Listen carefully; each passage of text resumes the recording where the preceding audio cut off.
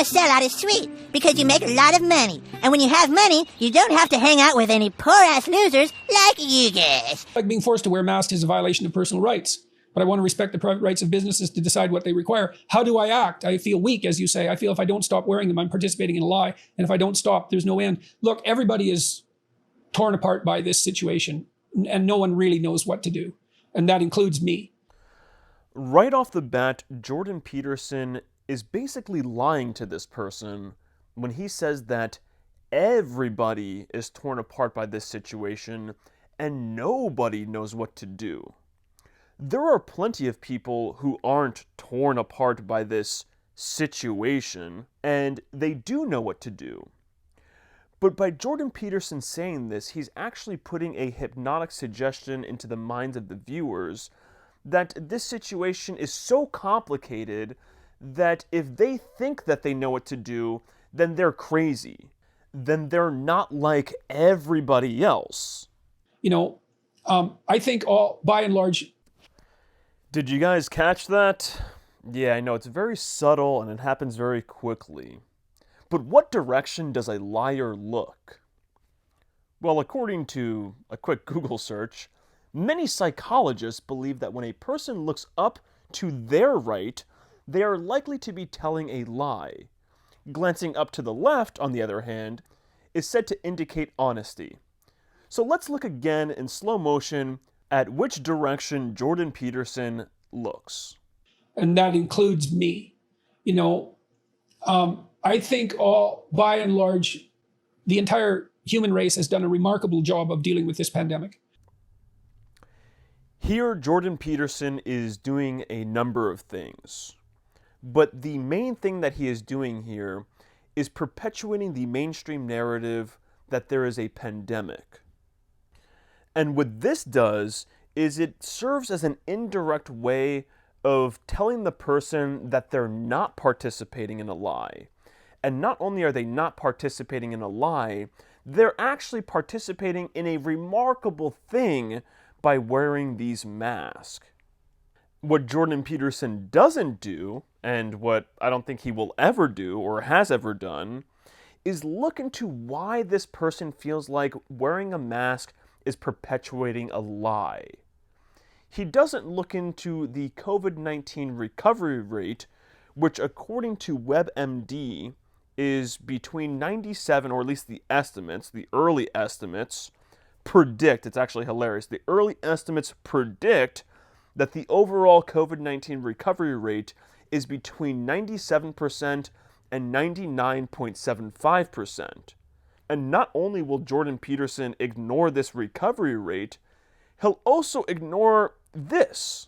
Of the definition of people dying of COVID. So the case definition is very simplistic. It means at the time of death, it was a COVID positive diagnosis. That means that if you were in hospice and had already been given, a few weeks to live, and then you also were found to have COVID, that would be counted as a COVID death. Technically, even if you died of a clear alternate cause, but you had COVID at the same time, it's still listed as a COVID death. So everyone who's listed as a COVID death doesn't mean that that was the cause of the death, but they had COVID. And of course, he also ignores a number of other things, including the PCR test and the potential for false positives. Completely ignores that, and just sells this person who's asking the question the mainstream narrative. Our cities are not burning down. Our economies are not in tatters. We're not completely out of our minds. And really, that's quite an accomplishment. Now here, Jordan Peterson is of course insinuating or suggesting that if we didn't wear masks and if we didn't allow the government to violate our rights and treat us like slaves, then our cities would be burning down, our economies would be in tatters, and we would be out of our minds. Now, are our cities partly in tatters? And are we partly insane? Yes, definitely. And who or what do we have to thank for that? Who or what is responsible for making our cities partly in tatters and making us partly insane?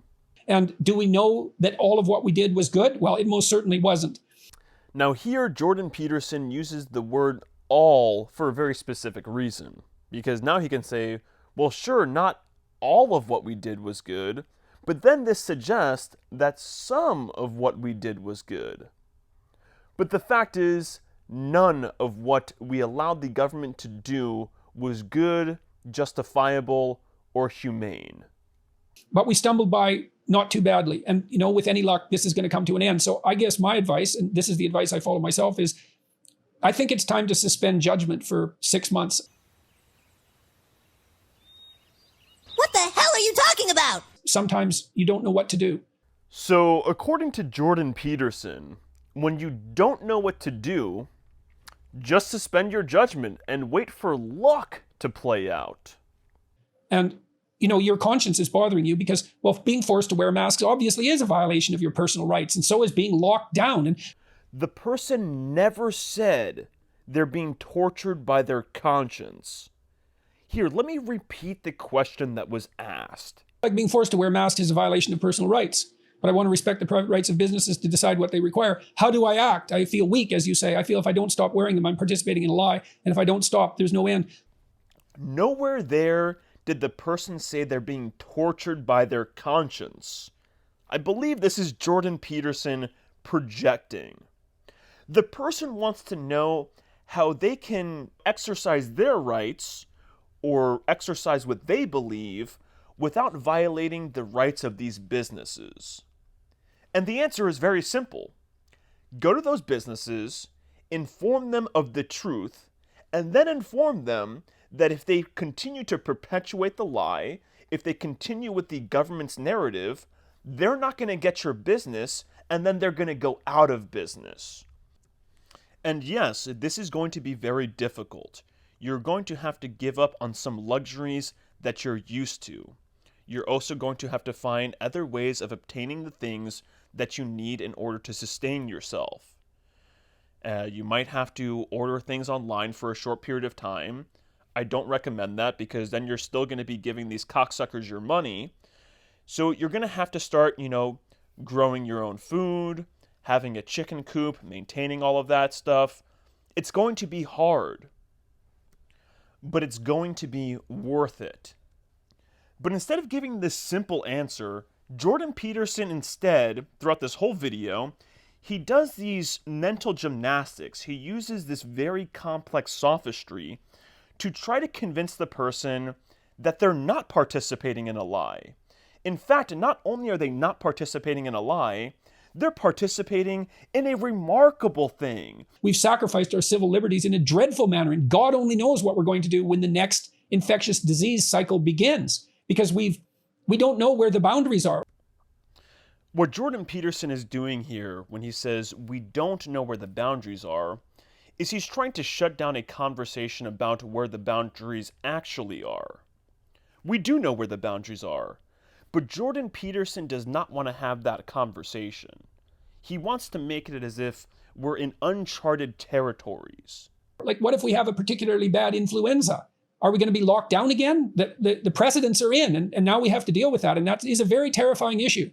It's interesting that Jordan Peterson wants what we did in the last couple of years to be the precedent, and not what we did in the years before that to be the precedent. And he admits to that in just a moment. And to the degree that it's terrifying and that it's a real threat, you're tortured by your conscience.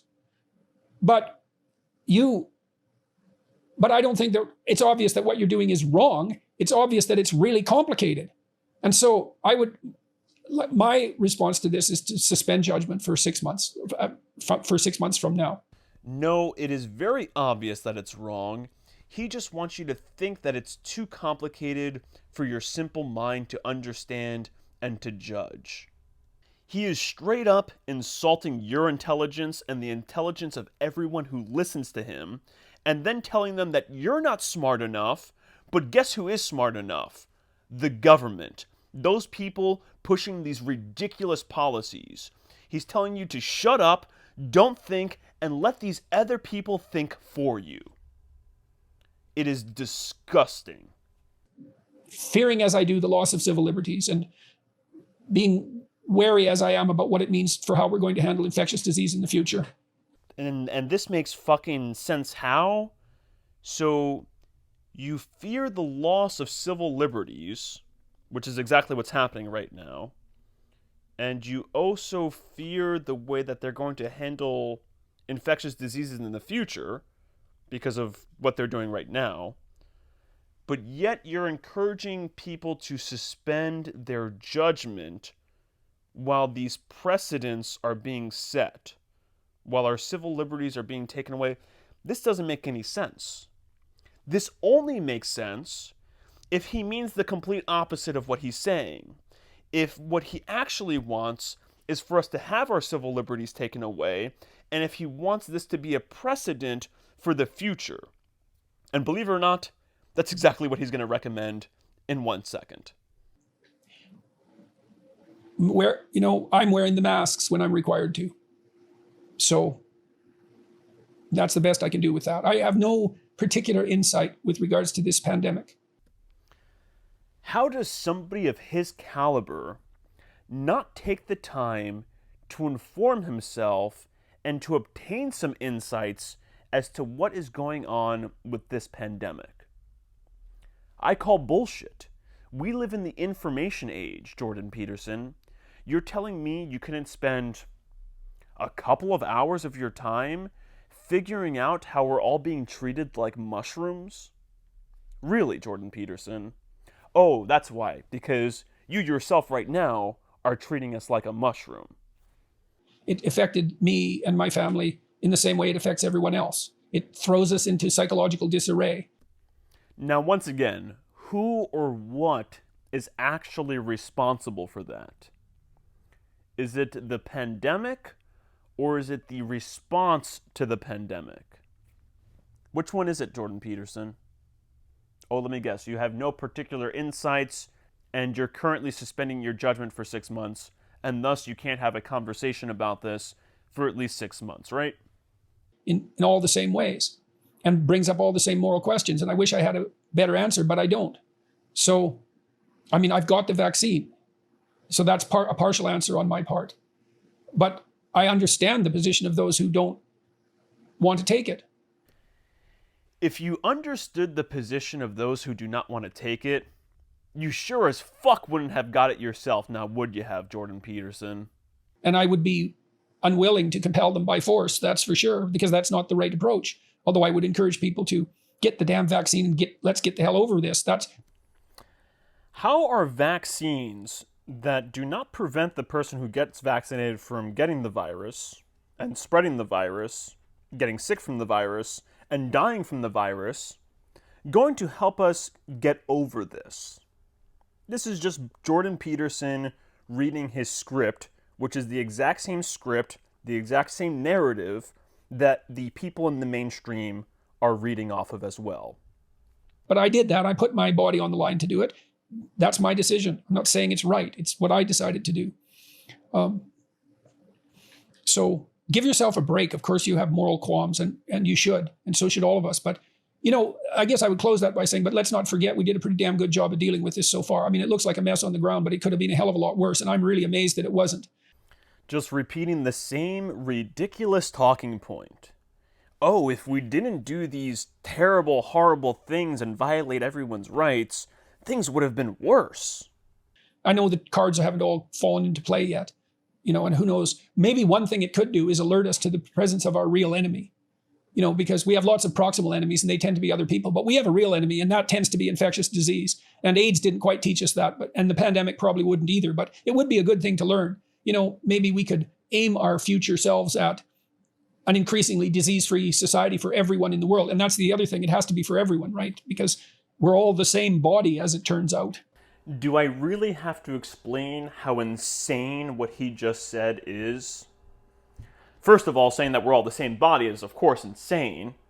Second of all, saying that we have to rid ourselves of infectious disease, this is an impossible task. And even if this wasn't an impossible task, let's say we all put ourselves in bubbles and we manage to rid the world of infectious disease. It will only be temporary. It will only be a matter of time before a new infectious disease, a new infectious virus, goes from the animal world to the human world. Or who knows, comes down from space off of some fucking space rock. What he is suggesting here is beyond moronic and beyond insane. Getting a handle on infectious disease around the world, that's an unwarranted good. And Oh yes, and I forgot. He's talking about a global project here. And what would such a global project need? What would such a global endeavor require? A global government. Might have extremely beneficial effects politically too, especially if Randy Thornhill is right. And the worst of tyrannical authoritarianism is driven by concerns that arise as a consequence of infectious disease prevalence. It's a radical hypothesis, and maybe it's true. And so if we got rid of infectious disease to the degree that we could, if we made that public enemy number one, we might simultaneously be doing the best possible thing to limit the attractiveness of totalitarian ideology. So, well, you can watch Randy Thornhill's discussion with me if you want more information. If you want more information about that, it'll be released within the next 2 months. It's a killer theory, so to speak. So, and do you have any advice on what to do with porn and masturbation? So Jordan Peterson is suggesting that we adopt a tyrannical government, a tyrannical global government, to fight infectious diseases, to prevent a tyrannical government that will use infectious diseases as a reason for its tyranny. This only makes sense if Jordan Peterson is a shill trying to goose-step you into tyranny. And I'm going to finish this video off by sharing a comment that somebody left on one of my previous videos that I did about Jordan Peterson over on BitChute. And here's what this comment says. In junior high school, Peterson became friends with Rachel Notley and her family. Notley became leader of the Alberta New Democratic Party and 17th Premier of Alberta. Peterson joined the New Democratic Party, NDP, from ages 13 to 18. They groomed him real nice. NDP calls itself Socialist Democrat, but they appear to be just a front organization for communist. You see, this is the real truth about Jordan Peterson, or at least this is what I believe. Jordan Peterson claims that he has studied authoritarian governments for decades. He claims that he has studied the rise of authoritarian governments in Germany, Russia, and China.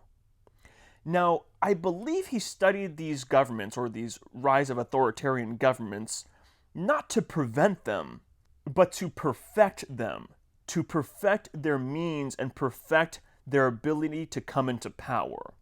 And I believe Jordan Peterson is a total shill. This is my belief. I can't say this definitively. Just like all the other shills, I will say that he is either a shill or a complete fucking moron. Either way, you probably shouldn't be listening to him. Can you imagine it, Stan? A mind emptied by that thing.